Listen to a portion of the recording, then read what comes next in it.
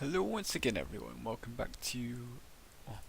to a video where I'm celebrating the second year of plays. I started out with The Walking Dead Season 2 of course, which is a long time ago that the first episode of that came out, and as it progressed obviously I recorded each of the 5 episodes and it was really good. I really enjoyed it. I mean, it's like it was on par with the first season. You got to just be as Clementine. You had so many hard decisions to make, and it was great to just play and watch how the consequences of your decisions played out throughout the game. Got to see old friends return and just experience more of the terrible world that The Walking Dead is, and I really enjoyed it. I've got to say, and obviously again, I then picked up The Wolf Among Us, in bits and spits between the first season of that, which again it's like I decided to like do The Wolf Among Us because it's like again I had good things about it.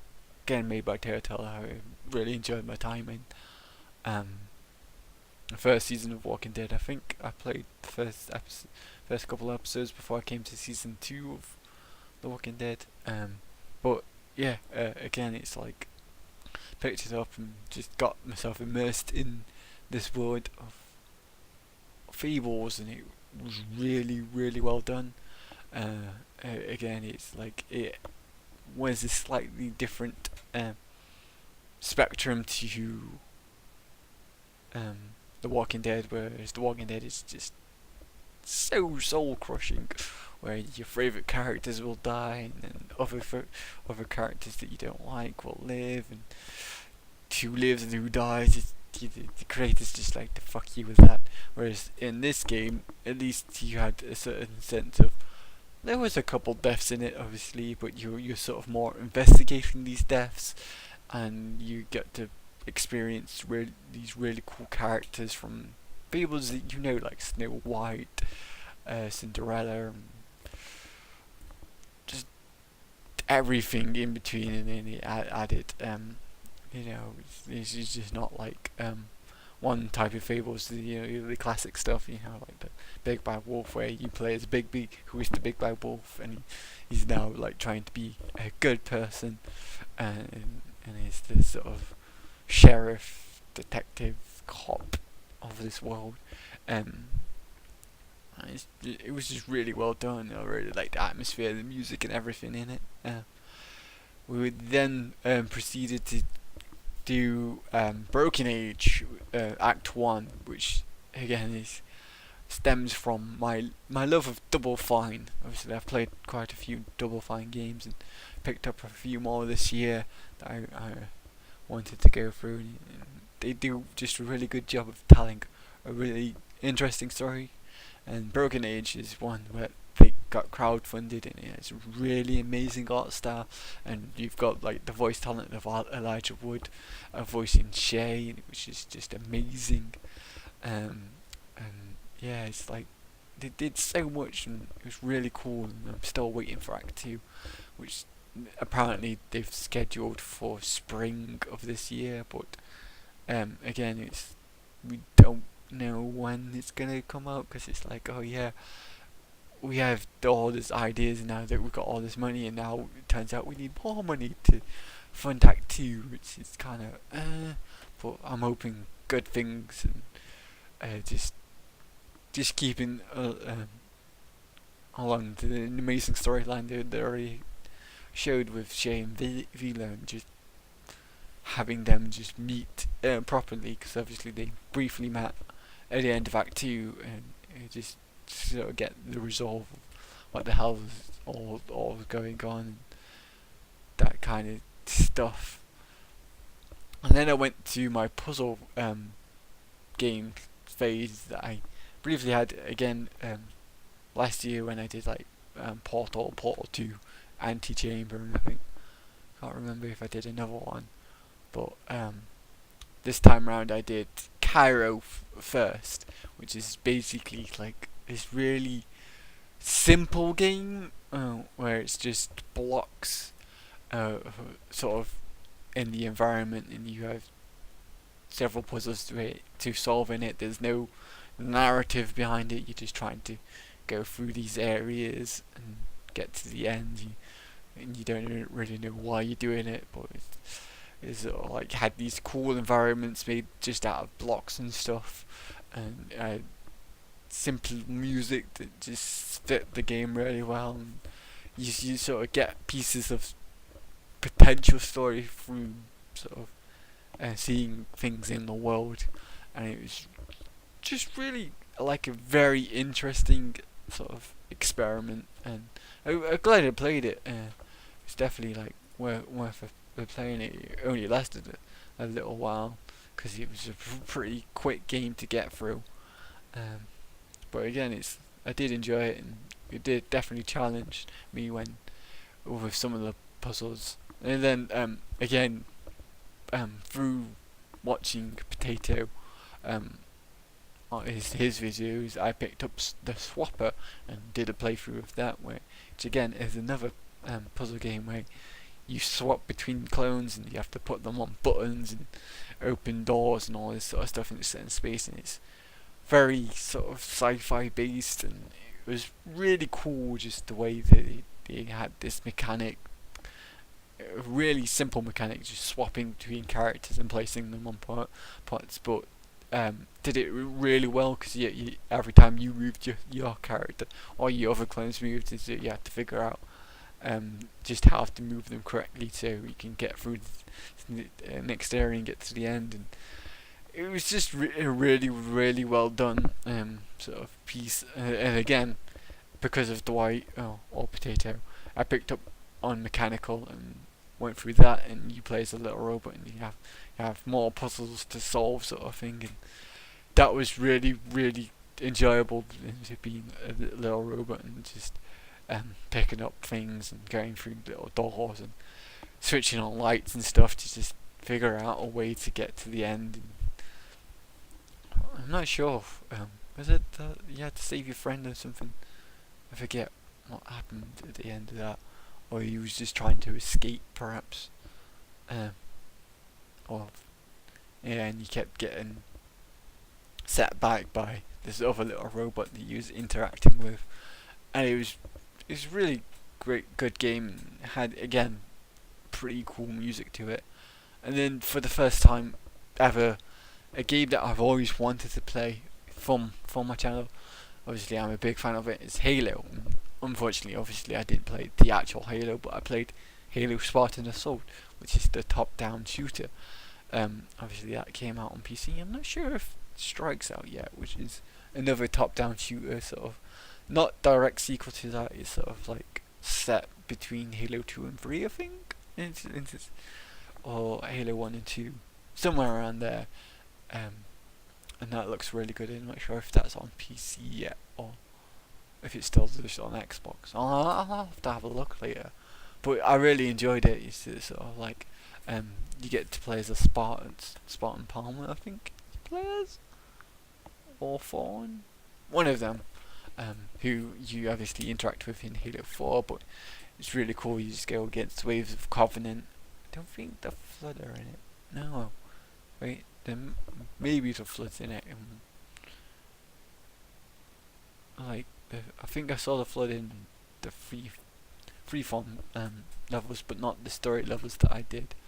But yeah, it was just a really interesting game to just play, and obviously, because I absolutely loved Halo, I immediately jumped onto it and just showcased it. I wanted to showcase it off as soon as I saw it was on PC and picked it up, and just be able to talk about my love of Halo and figure out how it fits into the universe and stuff. And then I went to my one of my longer form series of Darksiders and Darksiders 2. Both really cool games. I really enjoyed playing both of them. Trying to think which one I like the best. I think Darksiders 2 took it for me. But obviously in Darksiders you play as War first horseman of the apocalypse, and you're jumping around Earth, and because of you think you've been summoned because the apocalypse is coming. It's not very clear. It's like people are wanting the apocalypse to come and sort of manipulating you that way, and you sort of break the rules, and you have to sort of make up for breaking the rules and basically destroying the Earth. Um, so you have to go around, defeat these different bosses to get to the big bad guy who sort of orchestrated the thing, and it's really well done. I like the combat style of it, like war and his big massive sword. It was really awesome, and you get him to run around him. I think his also was called Chaos. Pretty sure his also was called Chaos.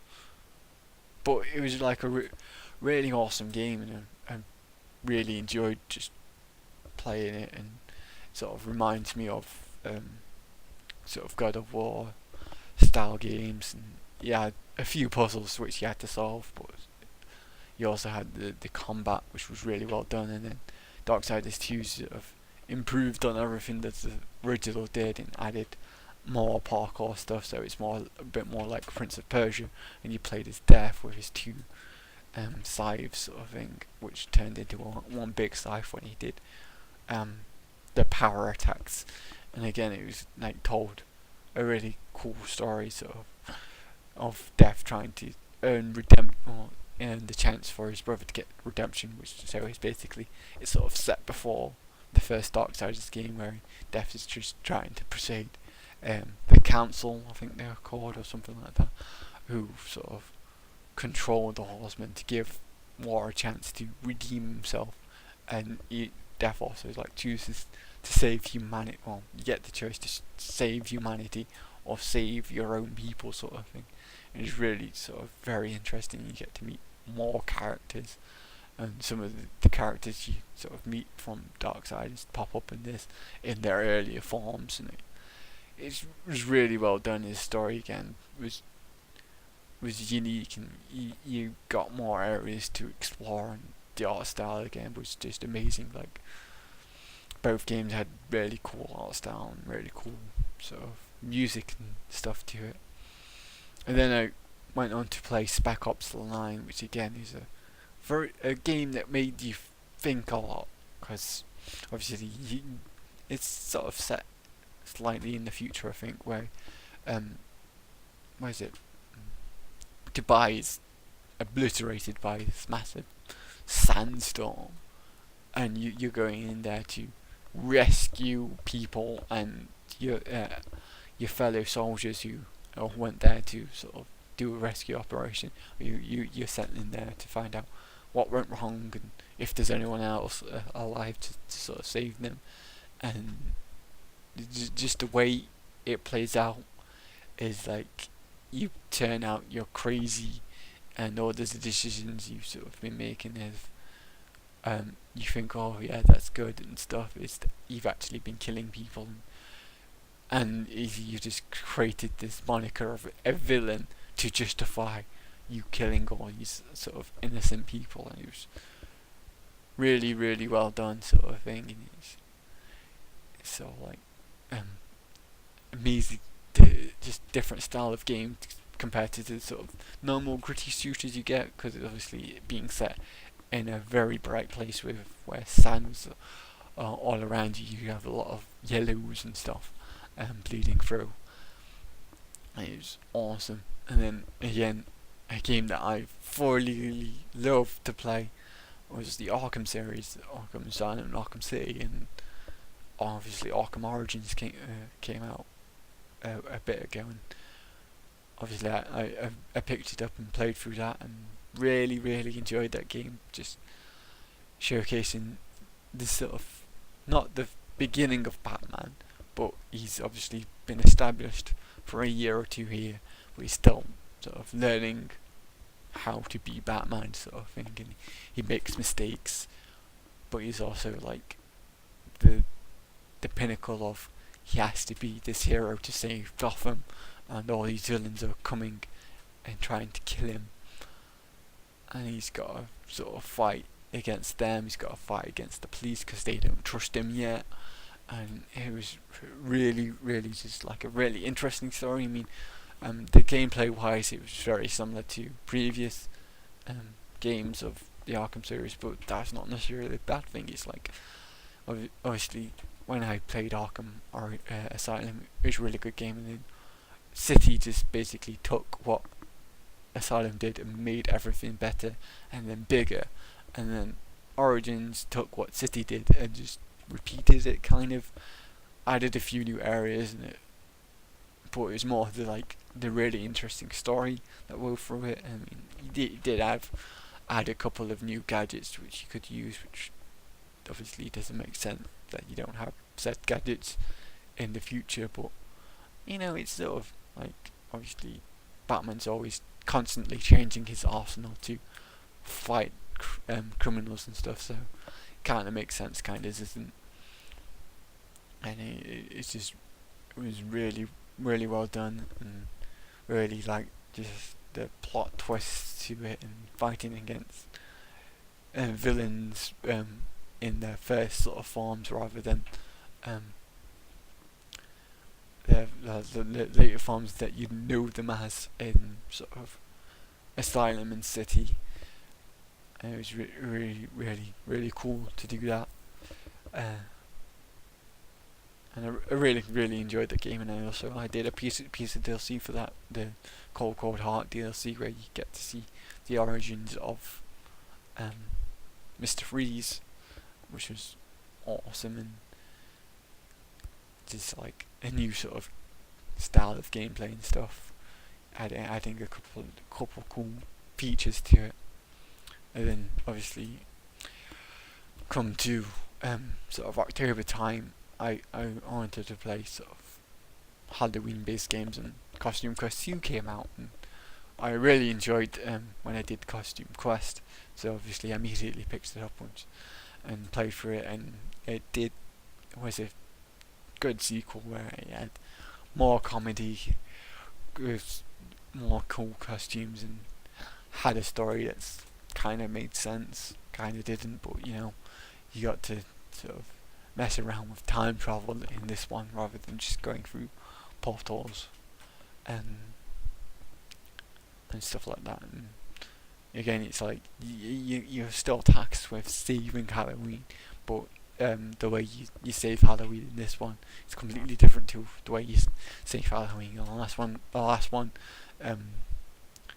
with the Halloween was taken by the creatures and stuff, and all the candy was stolen. In this one, Halloween is completely and utterly destroyed by a crazy dentist, and you have to sort of bring it back so kids can enjoy what Halloween is. And it was just really fun and funny, and just a really good game that I thoroughly enjoyed playing through. Getting a dry throat here, talking so much. And then I went and played a more horror-based game in Alien Isolation, which is a game that I've still got installed, even though I've not played it in a while. But it's I kept it installed because I got the season pass, but I don't know if I went to play through the challenge modes. I attempted to record myself playing through them, and it just didn't go well. But the story in that game is just brilliant. It's since I finished that game, I've watched the Alien films, and Alien Isolation is basically like the pinnacle of the films. I think it basically takes what the films did and just makes it better, makes it really terrifying. You are on the edge of your seat whilst you're playing it. It builds up the perfect atmosphere. Some people say, oh, it gets a bit repetitive because the alien's going to come after you. And when I played it, I didn't get that feeling. It's like sometimes I knew, oh yeah, the alien's around, so I've got to be careful. But I never knew where the alien was going to come at me, if sort of thing.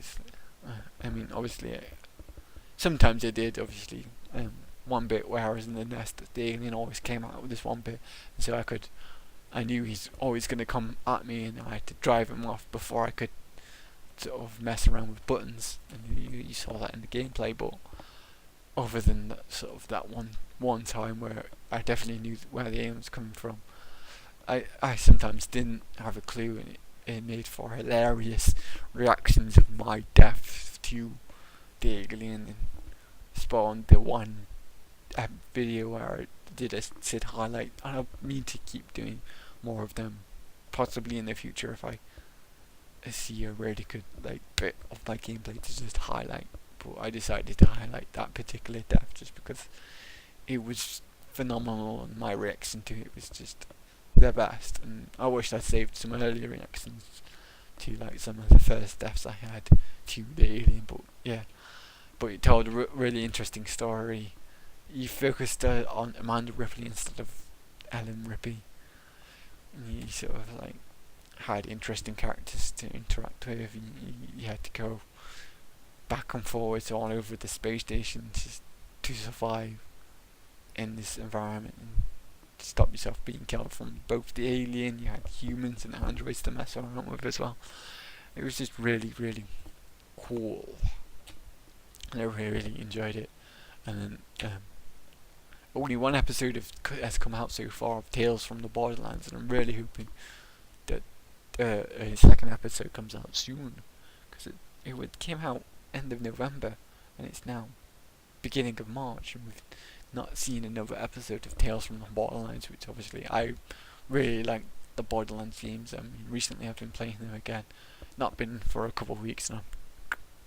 I think once I finish Lego The Hobbit, I'll go back to Borderlands 2 and finish up all the DLC that I was going through with that. But yeah, I really enjoyed it. So when obviously I heard that Telltale was doing Tales from the Borderlands, I immediately hopped on board and was looking forward to it, because obviously in Borderlands it does tell a pretty cool narrative, but it also got really good gameplay, and it's really funny. And so having even a game company who was really famous for doing really great narrative that Telltale is, but also they do or are able to do the comedy side of stuff. I mean, obviously the more recent games haven't been so comical, whereas like Walking Dead and Wolf Among Us, but there's been some comical moments in them. But they have done other comedy games in the past and sort of stuff, so it's like getting to share that side of them, and it was perfect in that sort of vein of Borderlands comedy, but also their sort of unique style of storytelling, and I really enjoyed it. And then obviously we get to Game of Thrones, the Telltale game series. Now, I'm a big fan of Game of Thrones, the series, the books, and everything. So when I heard about them making a game, I immediately jumped on board, because in the past there's been I think 2 Game of Thrones games, but I've never heard good things about them. And I just think this sort of series would make a really good game if they did it well. But at the moment, them to do games didn't do it so well. But this game really just sort of nailed it with the feel. It sort of like felt like Game of Thrones, where anyone can die at any moment. You're never sure if they'll survive, but again, you still got the telltale sides of things, where you've got decisions and consequences, and you get to see, because there's obviously 2 episodes, you see a little bit of the consequences play out. But obviously, when more of the episodes come out, you'll see more of the consequences come into play, and you figure out, what's going to happen because I made this decision, and was that the right decision to make? Did I sacrifice this person for no reason at all, kind of deal? And it's really, really awesome. And then another sort of episodic game that recently came out is Life is Strange, and obviously that came out in the end of January. And I really, really just sort of fell in love with that game immediately, just because it did a brilliant job of sort of showing off like a cool storyline, and had pretty amazing art style. It is just like, it's not about killing people or anything like that. It's about this narrative and exploring time control and stuff like that, and it's like a coming of age story, but you also have to save people and all that sort of stuff, and really enjoyed it. The first episode. I'm looking forward to episode 2, which should come out later this month, or at least this month. Not heard when, but I'm hoping it'll come out later this month. And obviously, I started the Lego The Hobbit. Again, I've really enjoyed previous Lego games, and I just started it and sort of really enjoyed it. And it's a shame it only covers the 2 movies. I did want to see the 3rd one done, but obviously it came out just before the 3rd film came out, I think, somewhere around there. But again, it's a really good game, and it's a classic Lego game with its classic comedy style, but keeping in vein with having some of the voices from the films come in, and it's just brilliant, and I really enjoyed it. So that's basically been the past year of my gaming history, and obviously I'll link to each of these series that I've got a playlist of, because I don't think I did a playlist of all of them, because obviously some of the short ones didn't get a playlist, or I didn't feel like they should get a playlist. But obviously I would highly recommend. I think the favourite ones of mine have definitely been sort of Alien Isolation, Batman, Spec Ops The Line, and Broken Age, and obviously any of the Telltale stuff. Again, so I highly recommend you check out either my playthroughs or someone else's playthroughs of them, or pick up with the games yourself.